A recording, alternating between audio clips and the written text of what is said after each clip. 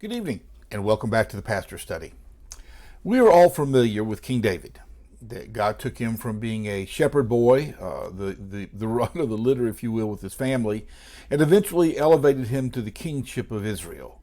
And at that time, Israel was rapidly on its way to becoming the superpower of its day, the superpower of the known world of that day.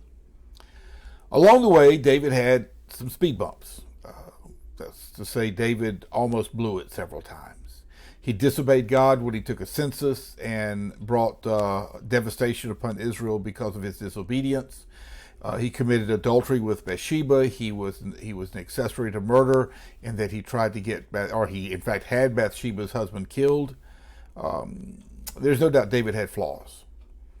But as he gets towards the end of his life, he begins to write. Now we know that David wrote most of the Psalms, not all of them, but he wrote most of them.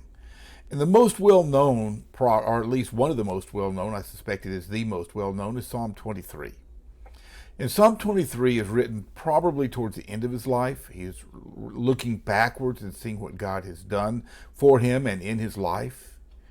The Lord is my shepherd.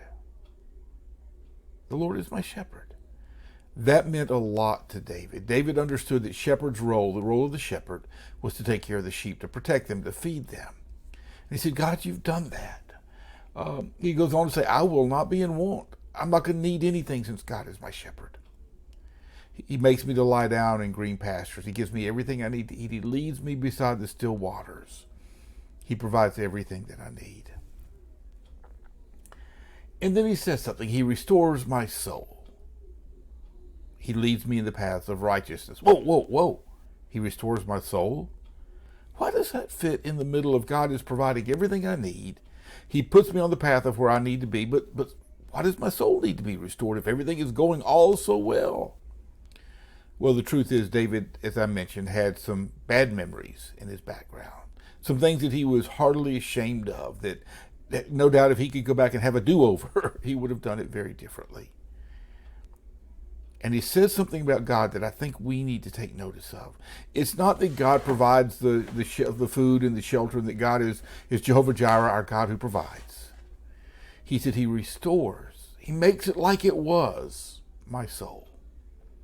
Now, I've broken things, I suspect you have too, where I've tried to glue them back together. I've gotten super glue and glued handles back on my favorite mug when it dropped and other things of that nature. But you know, they're just not the same.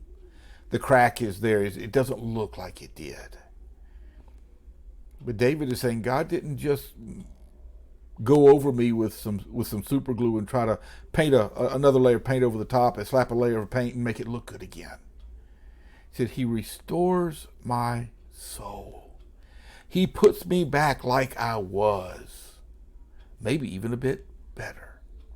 Some years ago, we were moving from North Dakota to Maryland, and I had taken some guns, some of which were at that point about 80 or 90 years old that had been in my family, some long guns, shotgun and a rifle, wrapped them well in furniture pads, slid them on the floor of the truck underneath the sofa where they wouldn't get bounced on, nothing would hurt them, and they would ride very carefully. We were moving in late spring. As we drove through Minnesota, Wisconsin, we got caught in a snowstorm. As normal in that part of the country, the Department of Transportation had already put down salt on the roads because they were expecting the bad weather. What I did not know is that the floor of that truck, that U-Haul truck, was not sealed well.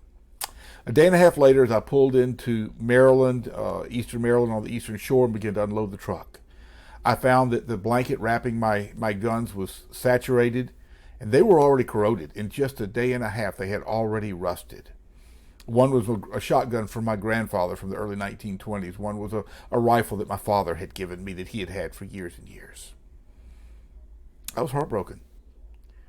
And then I got to thinking, I wonder what we can do with this. I can't do anything, but maybe I can find a gunsmith who knows what he's doing. So I asked around, and I got some suggestions, and I called one guy in about 50 miles from town and explained what I had. He said, "Yeah, bring it out. Let me look at it."